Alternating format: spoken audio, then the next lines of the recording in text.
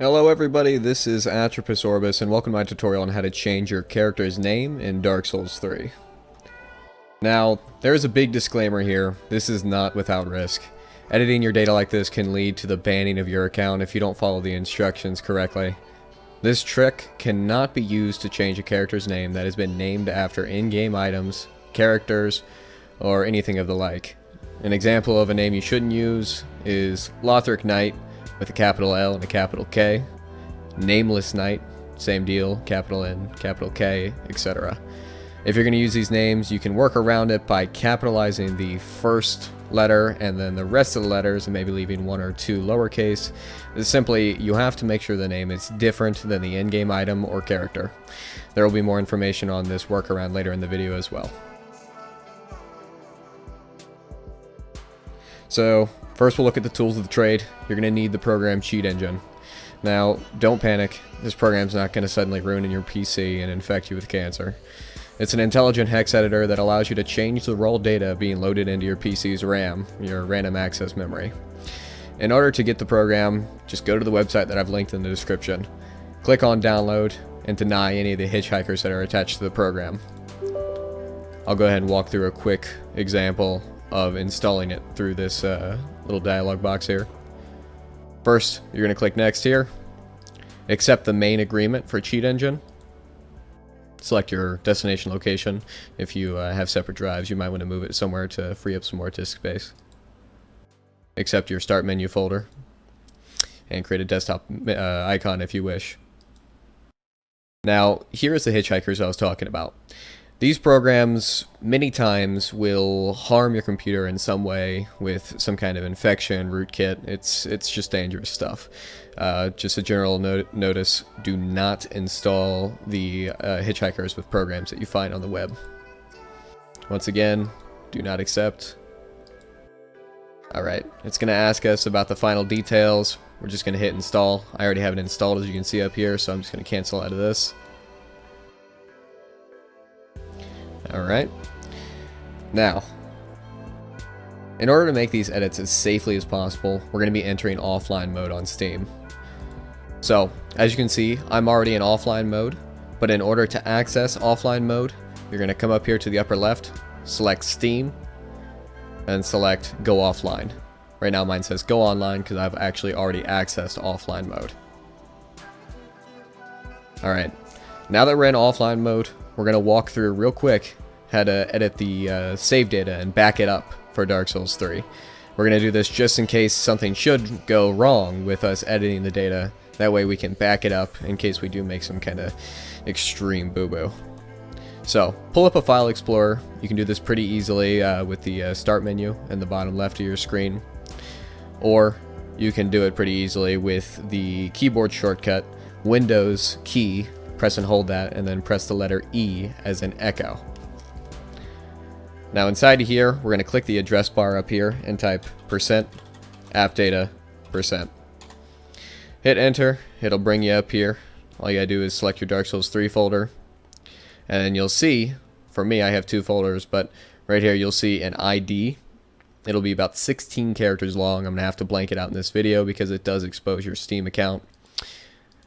But anyway, you're going to find this here, 16 alphanumeric characters, and you're going to simply copy it.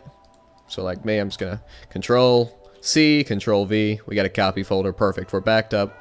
We're good to go to start editing our file inside of the Cheat Engine. So I'm going to go ahead and minimize this, get it out of our way. And now, it's time for us to actually open up Dark Souls. On to the good stuff here.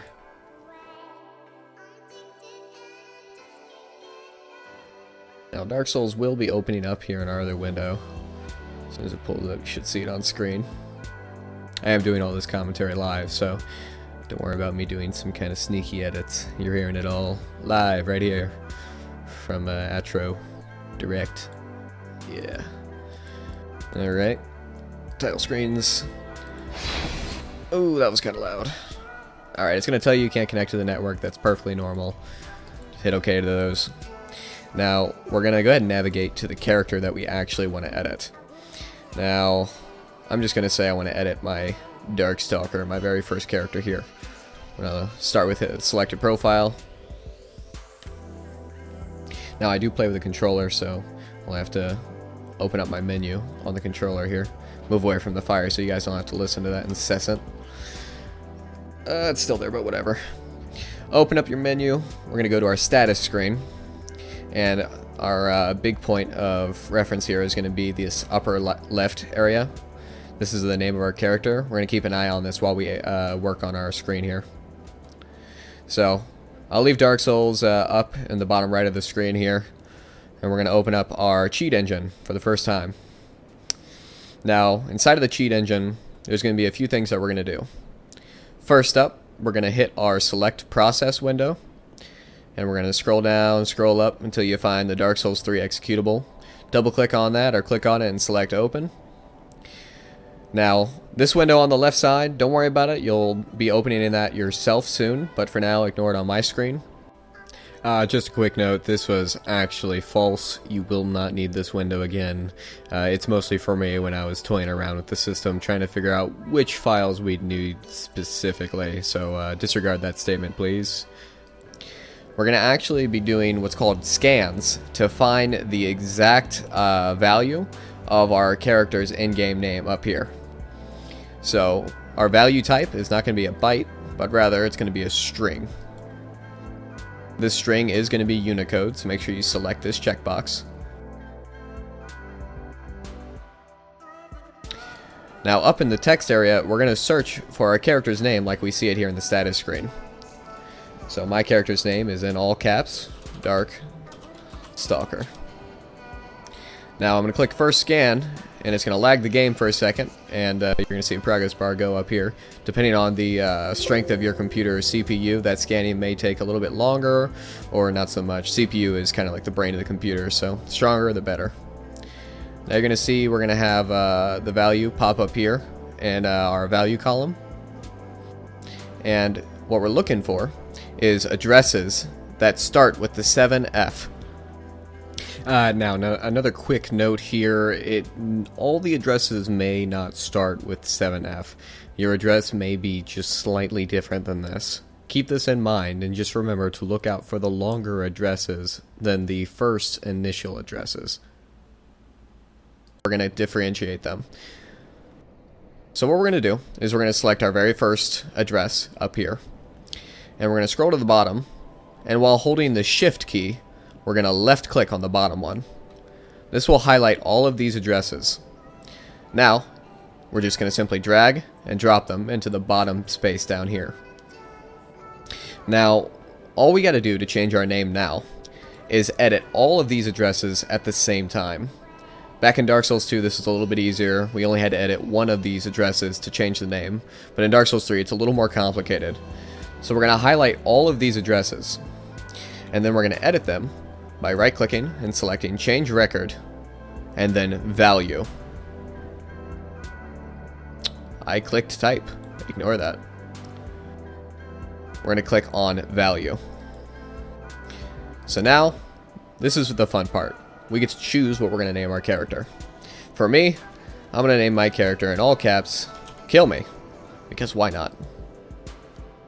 So after changing that, you're going to see a few changes happen on the actual list here. I'll move Dark Souls out of the way so you can see. All of these will update with Kill Me, or your preferred name. And then some of them may show up with question marks or with no value at all. That's completely normal. Do not worry too much about it. Now, after changing this, you're going to see in Dark Souls, our name will have updated. It'll actually say Kill Me in the status screen. So we'll go ahead and scoot that back out of the way. We don't need it. And now on Dark Souls, what we're going to do in order to finish this process up, we're going to go ahead and close our menu. You'll see the little flame appear in the upper right of our screen. That means it's saved. We'll go ahead and close out of our game. Wait for our title screens to pass us by. Okay, and just to make sure that you guys see that this is a permanent change. Right.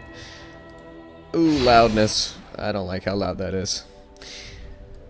Okay, now if we go to our load screen, you see we have our character Kill Me. He looks depressed as ever, hollowed, and wearing that terrible, terrible headgear. Go ahead and start him. And we'll take a look at our player status screen one more time, just to kind of reinforce the fact that we did indeed change our name in the game. So after doing this, you're all done. You can actually go ahead and close out of your game. You can restart Steam in online mode, and you can enjoy your game now. You have a brand new identity. Nobody will ever know. And you can go straight back to kicking ass in Pontiff Sullivan area, or whatever it is that you do. Alright you guys, one final note. I said I'd speak about this a little bit more, so let me go a little more in depth. Essentially, the big disclaimer about this video on naming your characters after entities in the world, such as Lothric Knights, Nameless Knights, anything that might appear in an item description or character database entry. Essentially, when you go to scan for your name, the scanner will pull up those entities that also exist in the world. So it's very, very important that if you are going to name yourself after a character or an item in the game, that you do capitalize in some way different than the game might have it capitalized. Otherwise you will have a very, very hard time trying to get your name changed.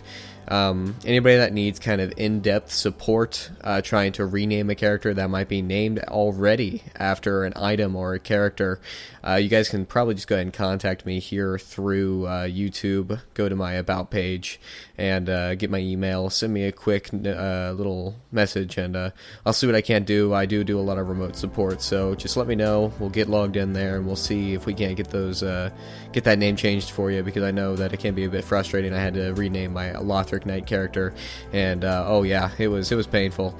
I did find a way to get it done though, so I might be making another video on that. If I have enough time, I'll get it done for you guys, definitely. And without further ado, now that that's all done, just a few last regards for you guys. Thanks for watching, and seriously, if you did enjoy the content, please subscribe to the channel. I literally cannot continue to make these videos without the support of you guys. I do this to keep you informed and entertained with all things Dark Souls, so if the video genuinely did help you, then crit the hell out of that sub and like button. I'm moving forward with a Patreon account in order to keep these videos high in quality and hopefully high in quantity as well. So anybody that did enjoy the video, that wants to see more from me, take a visit at that Patreon account and see if you want to spend some lifeblood on me. Thanks again for watching, and embrace the abyss, guys. Take care.